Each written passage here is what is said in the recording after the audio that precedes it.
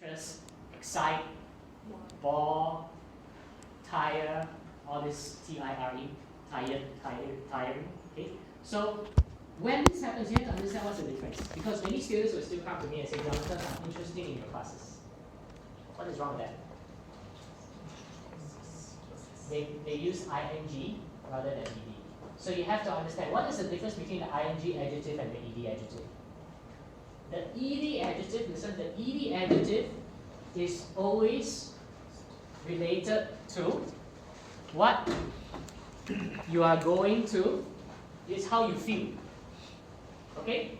So interested, that is how a person feels. What about the ing adjective? It is describing the thing that makes you feel this way.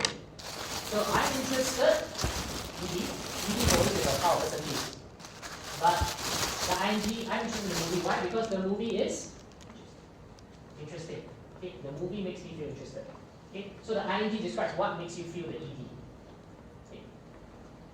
Now, all this may be theory. Later we'll get into some exercises. You understand the importance of understanding all this. Okay? Now, adverb modifies a verb. Played well. Well is an adverb. Tells you how you play. You play well, you play badly. Badly is also another adverb. An adverb can modify an adjective. Important, especially important is describing this. It could modify another adverb. Both of these are adverbs very sharply. Okay? An adverb normally ends with ly, but not always. Can anybody give me a word that ends with ly but is not an adverb? Likely. Sorry? Happily. Happily, is it an adverb? Yes, it's an adverb. Lonely. Okay, lonely is a word that ends with ly but is not an adverb. Alright? Prepositions. What you have to know about preposition is that prepositions show a relationship between the noun and other parts of the sentence. Prepositions are like to, in, on, all that. Okay? All these short little words. Now, prepositions are a big problem for many students. Okay? Because many students get the prepositions wrong. Why? Because prepositions, there are two main. Let's talk about one kind that we all know. On the table, right? Beside the phone. We all know these are all prepositions, but these are prepositions of location, and it's very easy to understand where you use beside, where you use on, where you use in, right? But that's a simple thing. But for everything else, when we use prepositions, there's no reason for it. For example, why do we say I'm interested in? Is there a reason why we say in?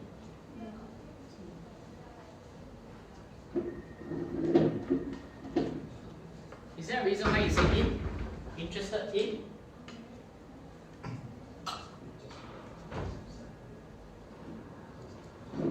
And not interested on? Is there a reason? No. Why is it interested in? Dictionary says so. How about keen? So you have interested in, keen, on. Is it on or with? Or at? Now, interested in, keen on. These are two different adjectives. And the reason why it's difficult is that most students, there's no reason for using in with interested, keen, using on with keen, etc. It is just the way it is. Okay? So for some things, it's just the way it is. There are no special rules. For every single word, you may need to know the preposition. And later we'll talk about this in mistake number 2 under collocation. But for now, just understand that preposition. After a preposition, what comes after a preposition? Anyone? Noun. What comes after a preposition is always a noun or a verb ing. Why? Because the verb ing is actually similar to a noun. Okay? Yes.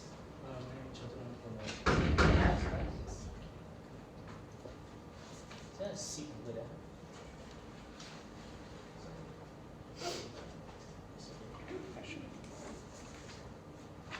Okay? So, noun, verb ing is the same as Noun. Okay? Now, lastly, conjunction. What is a conjunction? What is a conjunction? Okay. Conjunction links two clauses, okay, in one sentence. Now, let's talk a bit about conjunction because this is important. We'll talk a bit more about conjunctions later. I mentioned before, when do you put your full stop? When do you put your full stop in a sentence? After a clause. Now, many students like to do this. They put a clause, then they put a comma, then a clause. Then I ask them, when do you put your full stop? Oh, I put a full stop when I feel like it after the idea has ended. Remember what a clause is? Okay, let's just go there. What is a clause? Subject plus a verb. Okay, for example, I am happy. You have a clause needs at least a subject and a verb. Okay, so first thing you need to know, you have to put after every clause, subject and verb, you have to put a full stop. Okay, you have to put a full stop. You cannot put a comma. Unless what? Unless you have a conjunction. Then you can put a conjunction and a clause and a full stop after that. For example, I am happy. You cannot say I am happy, I'm going out tonight. Is that okay? Yes or no? No. You have one clause here, subject verb. You have another clause here, subject, I and am, verb. So what you're doing is this. Clause, comma, clause. No, the rule is after every clause, put a full stop unless you have a conjunction. So how can I correct this? Either I do this, full stop, or and or so or whatever. Okay? And these are conjunctions. Right? So that's what a conjunction is. We'll talk more about this later. Now, very quickly right now, go to page 2. Everyone, I want you to write a sentence. Okay? I want you to write a sentence. 4 sentences, each with one of these words. Worry, confuse, interest, and excite.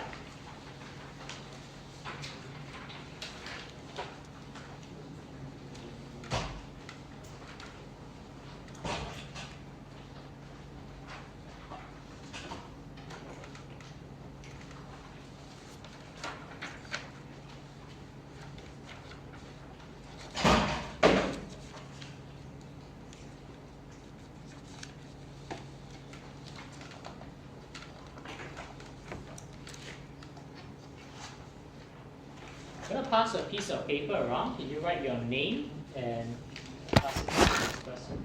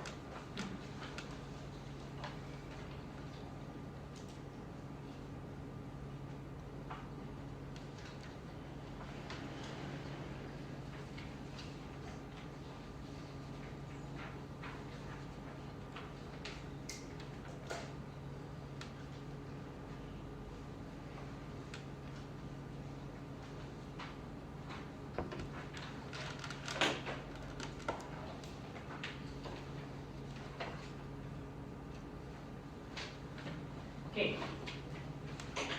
Anyone? Can you give me your sentence? Just give me a sentence you worry. Okay. I'm worried what you have done in your life. I'm worried what you have done in your life. Okay.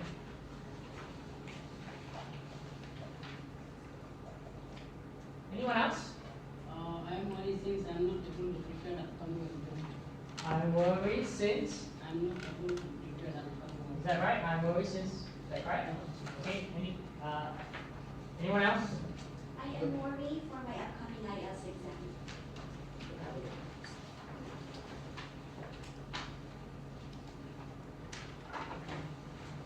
Very simple exercise, huh?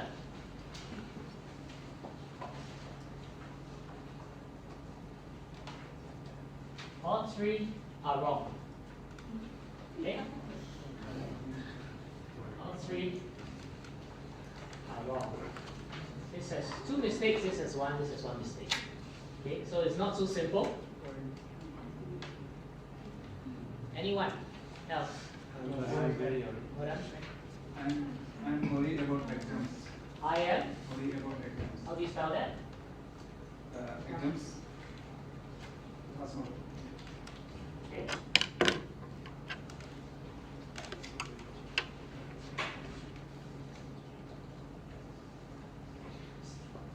Can I put IED instead of RY? Where? Which one? This one? Okay. So what is the mistake for all four of them? Okay. Now maybe you don't understand this because you hear it, you don't write it. People say I'm worried, you think I am worried. No. What is it? All of it should be. I'm worried. Now, there are two ways of doing it, but let's just do the most common way first.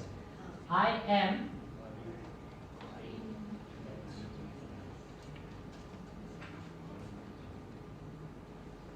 Let's go back to what we talked about clause. What is the clause?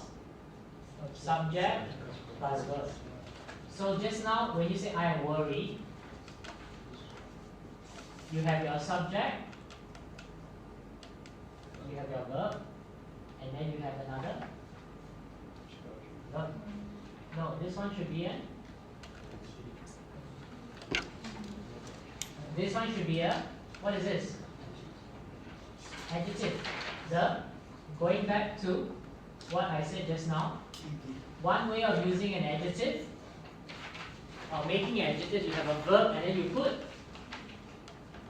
ed or ing. But ed is how you feel, right? So I am worried. This is the adjective. Remember what I said also, the adjective, what is the position of an adjective? Either before a noun or after a be verb. So I and am is the be verb. Worried is the adjective.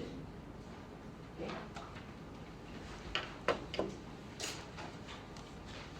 Now there's another mistake which we're going to talk about later. Okay? I'm going to highlight this. Now, anybody else wants to give me? Don't worry, I'll be with you. Okay, don't worry. Okay, that's fine. Okay, all right. Let's go to the next sentence. What is the next sentence? Confused. Confused. Anybody with confused? Who has not spoken? Can you please shout out your sentence? I'm confused about my dish. I'm confused about my dish. I am confused. Right? Where do we put I am confused now? Okay. Anyone else? Please don't do this. I am confused about. Wrong, right? Should be. You already know that this is the ed, the adjective. This is the verb, the be verb. This is the subject. Okay. Anyone else? His answers confuse me. His answers. Is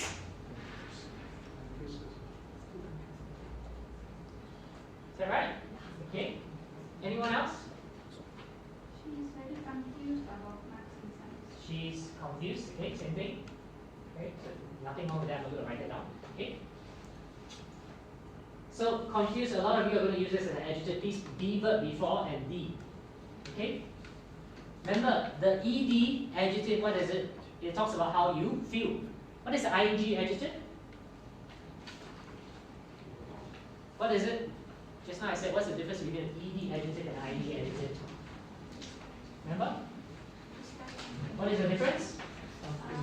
Things and someone. Somebody Or how you feel is the ed, ing is the thing that makes you feel that way.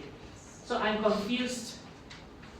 The lecture is confusing. I'm confused, the lecture is confusing. So the ed is how you feel, the ing is what makes you feel the ed. Next. And this is, what is this? What kind of word class is this? This is an adjective. What kind of word class is this? Verb. Okay. These answers is your subject. This is your verb. Right. Next. What is the next one? Interest. Interest. Okay. Anyone with interest? I'm interested in this class. I'm interested. I'm interested. Okay. But everybody is. It's very easy to use adjective. I'm worried. I am confused. I'm interested. Now I want you to use interest. Give me interest as a noun and interest as a verb. Okay. So can you guys, anybody give me a sentence with interest as a noun and interest as a verb? Assignment. I have interest in reading books. I have interest in reading books. Okay, so this is what? Used as a noun. Okay. This is your subject. By the way, subject and object is always a noun. This is a verb. This is your object, which is always also a noun. Okay. What does subject object mean? Subject is just the noun that does the action, the verb. Object is the noun that receives the action of the verb. Okay. So that is interest as a noun. Can somebody give me interest as a verb? Interest as a verb. The statement has interesting fact. The The statement has interesting fact. has interesting fact. Facts. Is that a verb? No. No. You guys remember what is a clause? Clause is a subject, which is a noun, plus a verb. So interest has to be the second part. I'm talking about the use interest as a verb because interest can also be a verb. His statement is your subject, which is a verb. Verb. This is actually an object, which is a noun. Okay, so I want to use interest as a verb, which means it comes second after the subject. She's interested in this new subject. She's interested in this. No, without Yes. this. She interests. Interest with S. She interests Yeah. in this new subject. Is that right? No. She is your subject. At least is trying to use it as a verb, but that's not the way. Because what you're trying to say basically is she is interested in this new subject. Okay? So you should use the adjective. Subject, verb, adjective. But how to use interest as a verb? It has to be second place, right? I'm interested in something. No? I'm interested is what? It's not about interest. It's interested as an adjective. Right? Interest as a verb. Is my stress Yeah, go ahead. It interests me to see the new movie screen. It interests me.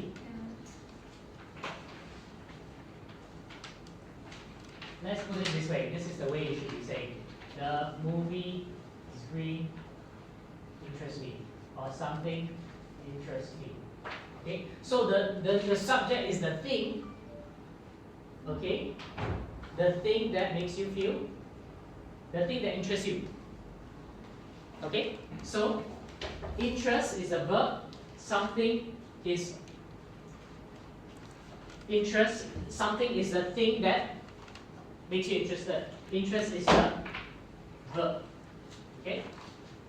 And me is the who is. Okay. Lastly, what word do we have left? Excite. Can somebody give me? Okay, let's not use excited because we all know how to use it already, right? Excited as an adjective would be I'm excited, blah blah blah.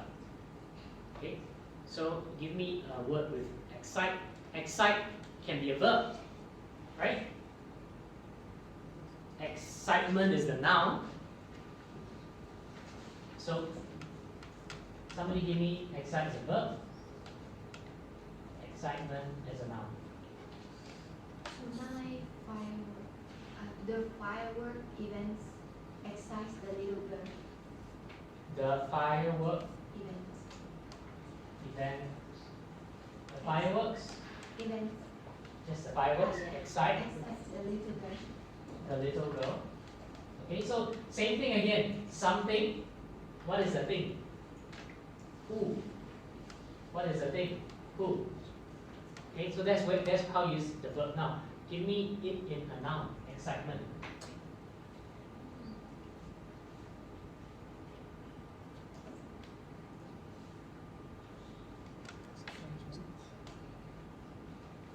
Now, when I ask you to give me the noun, let's go back again to the clause. Because you have your subject, which is always a noun. You have your verb, and then do you always have an object? In every sentence, in every clause, do you always have an object? Yes or no? No. Why not? What does it depend on? Just now we went through verbs, right? Which verb needs an object? Transitive verbs. So if the verb is transitive, you have an object. And object is always a noun, as I said. Okay? So if this is transitive. So when you want to talk about your noun, if I want to use excitement as a noun, the only place it could be the first here or the object. I mean, these are one of the places it could be put in. Okay? Now, so it's a bit difficult now. I'm going to talk to you about this later with the second particular mistake that we're going to go through. Okay? So the yellow one I've highlighted, I'm going to come back to it. But for now, look at this. Go to page 3. See, this is what I want you to do for homework. Worry, confused. We already went through this, but when I ask you to write a sentence with worry, some people use worried, some people use worry as a noun, some people use worry as a verb. So right now, I want you to do this. You're going to write a sentence here. Worry, the adjective, how you feel. Worry, the adjective. And lastly, what is a noun? Worry. Okay, so you're going to write a sentence using this as a verb, this, which is an adjective, this, which is an adjective, and this, which is a noun. Confused, the same thing. Confused, confusing, and what is a noun? Confusion. Interested, okay, interesting, and the noun? Interest. So verb, adjective, adjective, noun. Excite, excited, how you feel. Exciting, and excitement. Okay, so this is your homework. 16 sentences. Make sure you understand. Remember, always go back to the clause. If I say use interest as a verb, which part of the clause? Clause is a subject and a verb, so it has to come the second part, right, after the subject. Okay, page 4. This is, I'm not going to get you to do 1 to 10, but I'm going to get you to do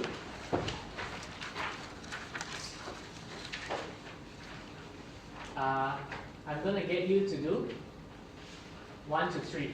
1, 2, and 3 right now. Okay? 1, 2, and 3.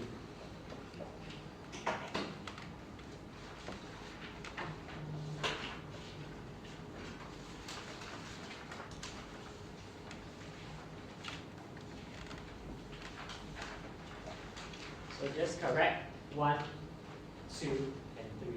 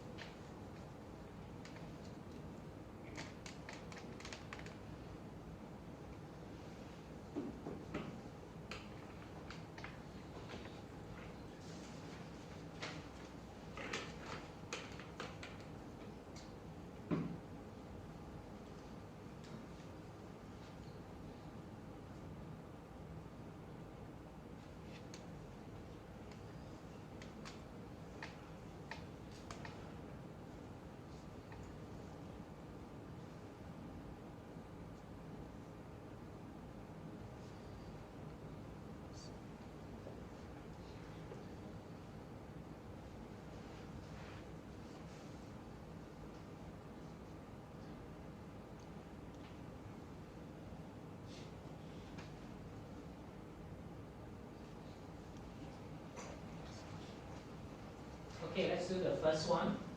Okay, remember there are more than one collocation mistakes. Okay, anyone? My father gives high pressure to me to study hard every day. Firstly, we all know that gives is not there, right? Okay, so puts. That's the first mistake. Anything else? On me.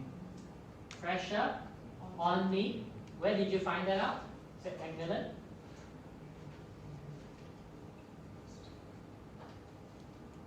Okay, so my father puts high pressure on me to study hard. Is that off? High. Is there anything wrong with high pressure? No. No? You've heard of high pressure before, right? For studying hard. High. That's high. That's a collocation, right? So is that okay? Yes or no? Why not? Alright? Okay? Is that okay? Yes or no? No, because even though this is a collocation if you are using pressure with this meaning. Force of a liquid or gas. Now, is that what we're doing? High blood pressure, right? That's the force of a liquid, right? But here we're using this, a different kind of definition, and therefore, because we're using a different definition, high doesn't go with pressure. Okay, so what are the other words that can go with pressure? Enormous pressure, okay, tremendous pressure. Alright, so 3 mistakes. My father puts enormous pressure on me to study hard every day. Somebody said 4, no, to study hard is okay. Alright, not 4. Now, number 2. Many people make big doubts of the decision to free him.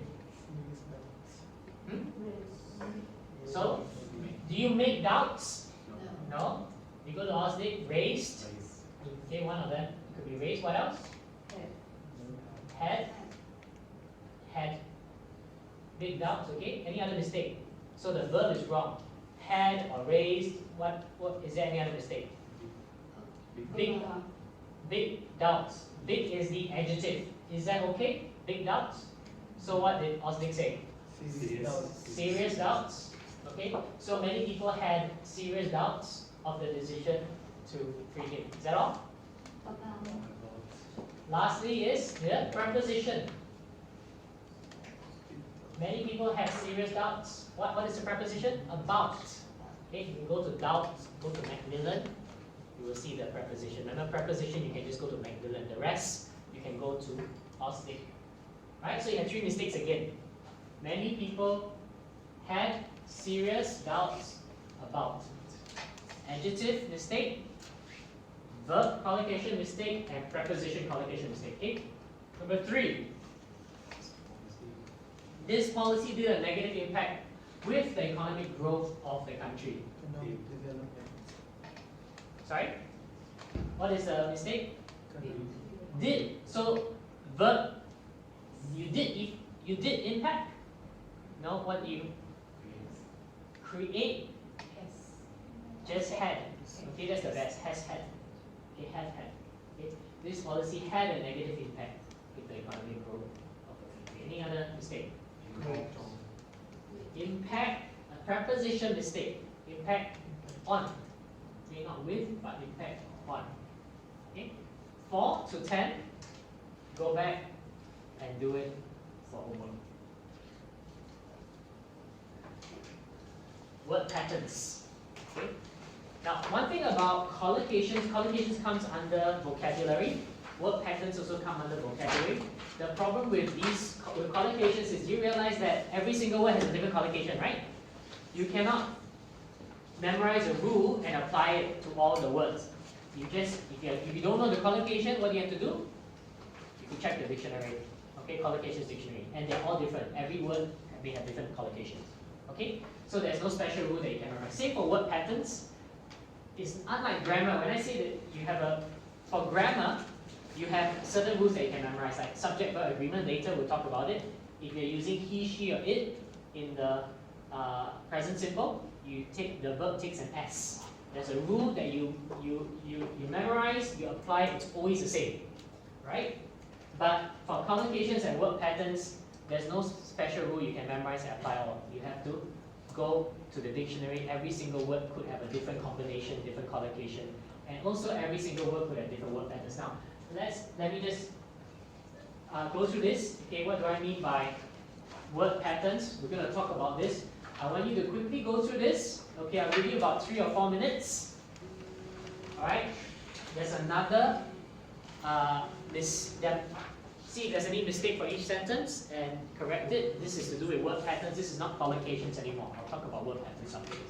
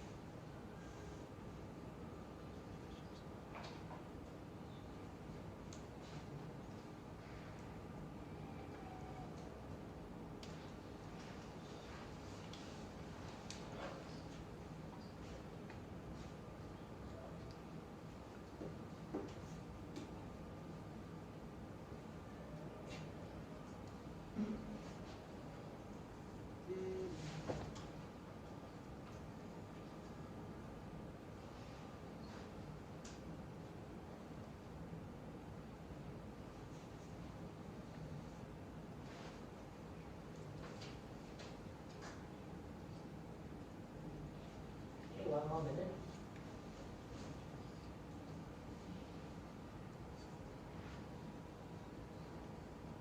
Okay, some of you probably will not find any mistake.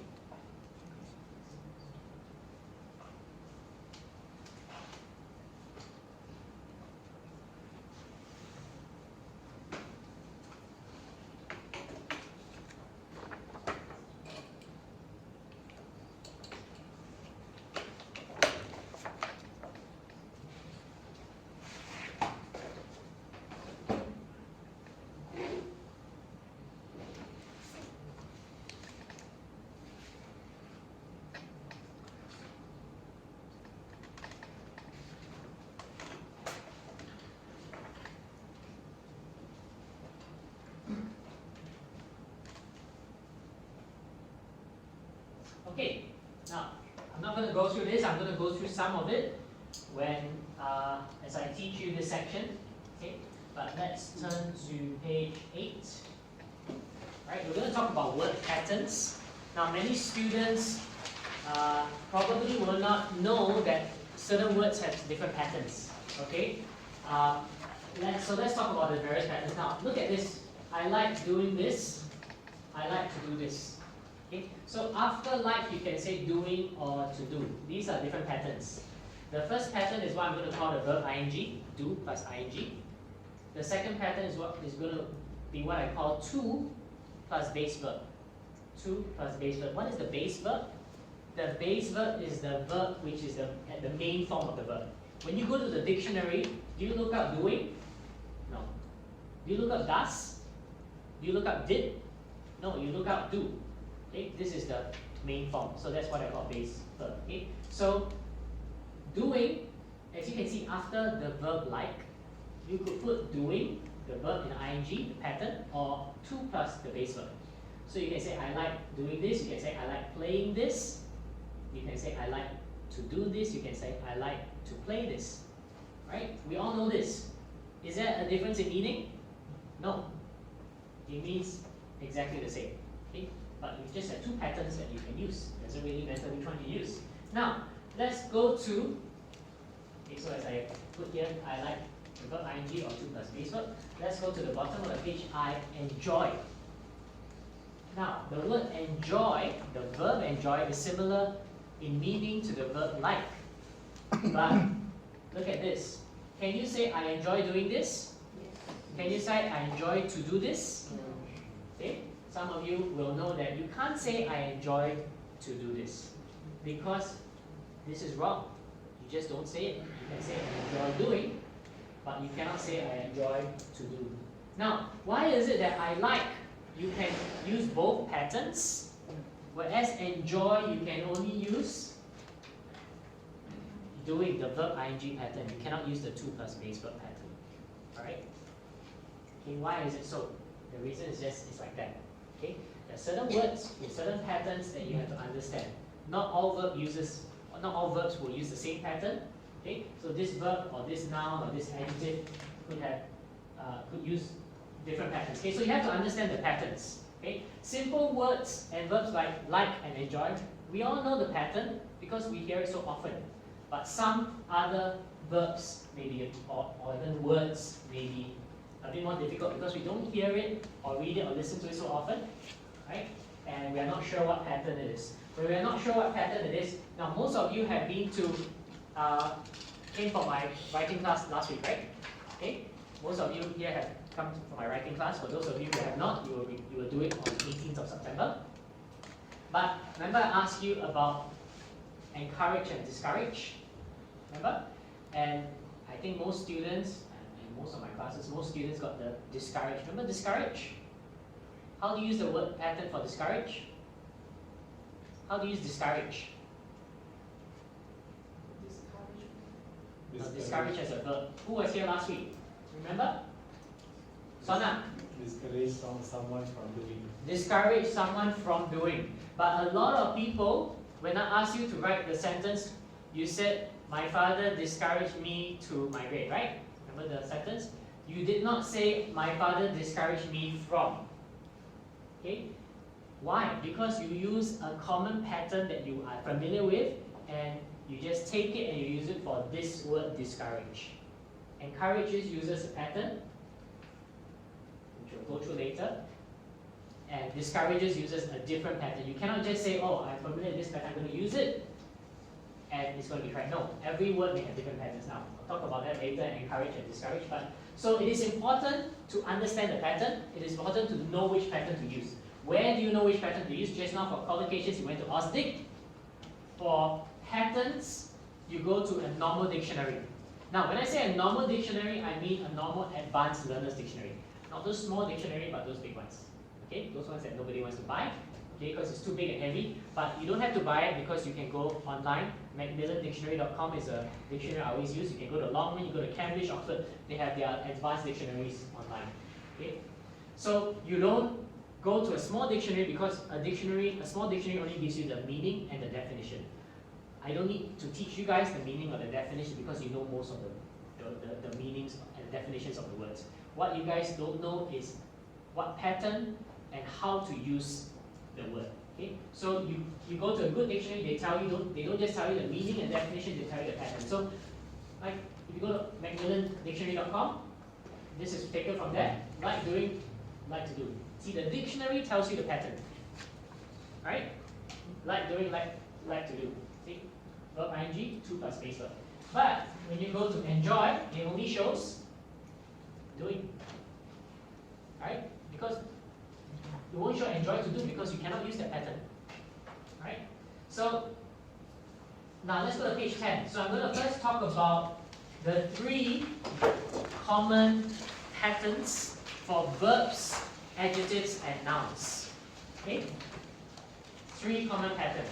It can come after noun, it can come after adjective, it can come after verb. These are the 3 most common patterns. Okay? That plus clause. What is a clause? Subject plus verb. Like a little sentence over and over again. Okay?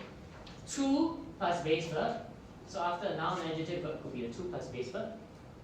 Or the third pattern is a preposition plus a noun or verb ing. Okay, so let's have a look at this. Just now we came across page 8, is it?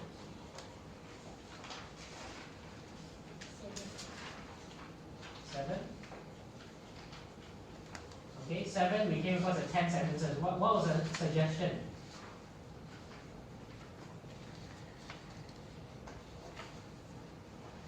See, remember the sentence? Did anybody correct this?